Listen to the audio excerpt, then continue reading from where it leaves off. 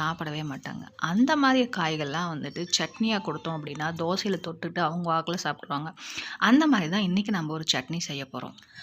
அதுக்கு ஃபஸ்ட்டு ஒரு கடாயில் எண்ணெய் ஆட் பண்ணிக்கலாம். எண்ணெய் நல்லா சூடானதுக்கப்புறமா உங்கள் காரத்துக்கு ஏற்ப நீங்கள் வரமிளகாய் ஆட் பண்ணிக்கோங்க.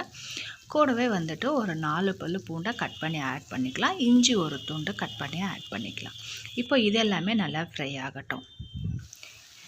1/4 கப் அளவுக்கு சின்ன வெங்காயத்தை ஆட் பண்ணிக்கலாம். இப்போ வெங்காயம் நல்லா வதங்கிடட்டும். இப்போ வெங்காயம் நல்லா வதங்கினதுக்கப்புறமா நம்ம வெஜ்ஜஸ் ஆட் பண்ணிக்கலாம். இன்றைக்கி நான் என்ன காய் எடுத்துக்கேன்னு பார்த்தீங்கன்னா, கோவக்காய் தான். இன்றைக்கி நம்ம கோவக்காய் சட்னி தான் செய்ய போகிறோம். 1 கப் அளவுக்கு நல்லா கட் பண்ண கோவக்காவை ஆட் பண்ணிக்கலாம். 1/4 கப் அளவுக்கு கேப்சிகம் ஆட் பண்ணிக்கலாம். இப்போ இது எல்லாத்தையும் நல்லா வதக்கி விட்டுடலாம். நீங்கள் வந்துட்டு காரம் ஆட் பண்ணும்போது பார்த்து ஆட் பண்ணிக்கோங்க. நம்ம கேப்சிகமும் ஆட் பண்ணுறோம். அதனால் நீங்கள் வந்துட்டு காரம் உங்களுக்கு ஏற்ப நீங்கள் வந்துட்டு மிளகாய் ஆட் பண்ணிக்கோங்க. இப்போ வந்துட்டு உப்பு, புளி 2யுமே ஆட் பண்ணி